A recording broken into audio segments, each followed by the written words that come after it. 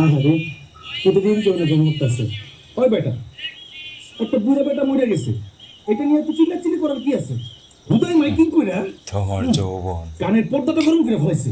ভাই এত কড়া কথা কম কি ঠিক? এই হাতে কত জোরে তুমি তো যে কোনো নামাইলাম, সময় মরে যাবার পারো না, তোর অস্ত্র হতো সাথে মরা গোসল এত সহজ পর্যন্ত না। আমি দিছি এখনো বিয়ে জন্মের শাদী পর। করলাম না, পোলাপাইন হইল না, আর আমি মরে যাবো না?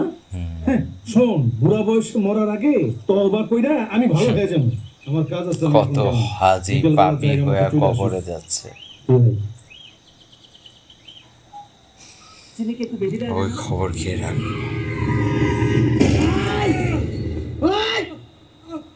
ওই দাঁড়া, ওই দাঁড়া, দাঁড়া, দাঁড়া। এবার এবার কার নামে এলা?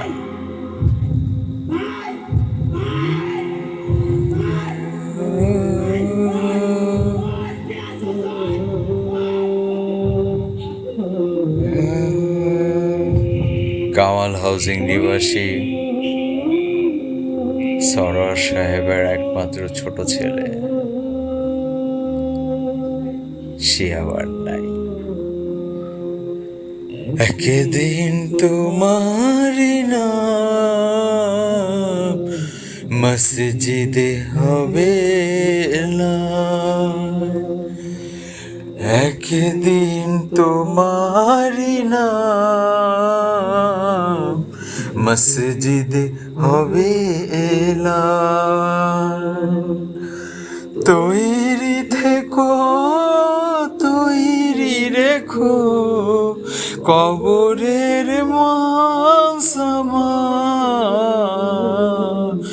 একদিন তোমারি নাম মসজিদে হবে এলান।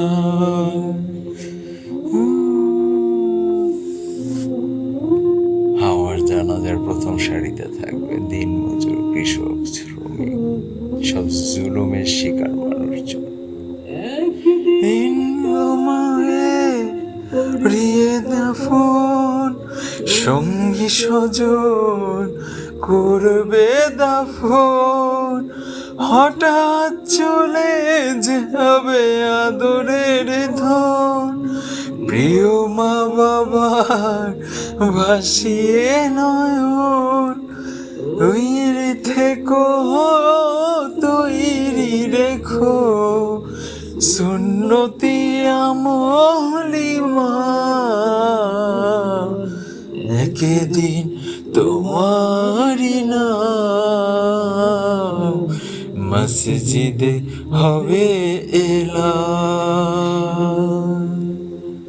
কেদিন তোমারি নাম মসজিদে হবে এলান।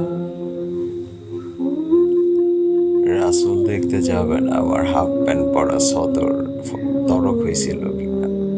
রাসূল দেখতে যাবে ওনার সালাদটা ওনার মতো করে করছি জানি রে হবে আটক।